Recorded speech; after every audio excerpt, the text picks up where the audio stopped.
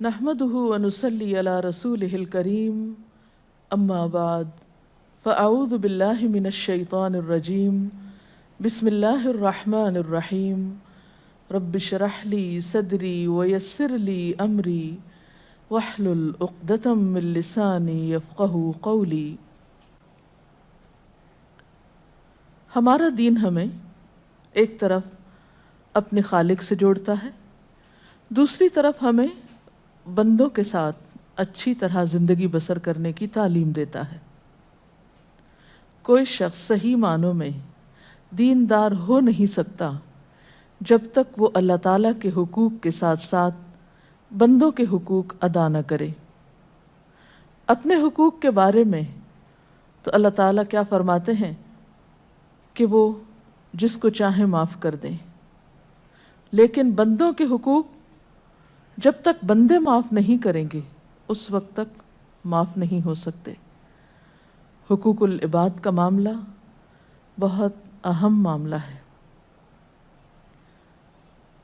حقوق العباد کا مطلب کیا ہے؟ بندوں کے حق دینا، اور بندوں میں سب سے پہلا اور بڑا حق والدین کا حق ہے۔ قرآن پاک میں اللہ سبحانہ وتعالی اپنے ساتھ ساتھ والدین کا شکر گزار ہونے کا حکم دیتے ہیں۔ ارشاد باری تعالیٰ ہے وَأَنِ اشْكُرْ لِي وَلِوَالِدَيْكَ، میرے شکر گزار ہو اور اپنے والدین کے۔ والدین کے ساتھ حسن سلوک کا بار بار حکم آیا ہے۔ قرآن پاک میں اللہ تعالیٰ فرماتے ہیں وَقَضَىٰ رَبُّكَ أَلَّا تَعْبُدُوا إِلَّا إِيَّاهُ وَبِالْوَالِدَيْنِ إِحْسَانًا، اور تیرے رب نے فیصلہ کر دیا کہ اس کے سوا کسی کی عبادت نہ کرو اور والدین کے ساتھ احسان کرو، اچھا سلوک کرو۔ ایک اور جگہ پر فرمایا وَوَصَّيْنَا الْإِنسَانَ بِوَالِدَيْهِ حُسْنًا، اور ہم نے انسان کو تاکیدی حکم دیا کہ وہ والدین کے ساتھ اچھا سلوک کرے۔ احسان کا لفظ حسن سے نکلا ہے، خوبصورت، عمدہ، اچھا۔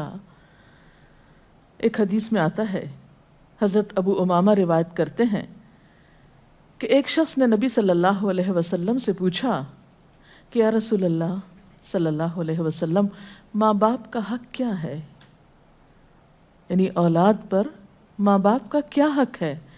فرمایا دونوں تیری جنت اور تیری دوزخ ہے، یعنی اگر تم نے ان دونوں کے ساتھ اچھا سلوک کیا تو تم جنت کے مستحق ہوگے، اور اگر نہیں کیا تو پھر دوزخ تمہارا مقدر ہوگی۔ سوال یہ پیدا ہوتا ہے کہ والدین کے ساتھ احسان یا حسن سلوک کس طرح کیا جائے، اور اس میں کیا کیا چیزیں شامل ہیں؟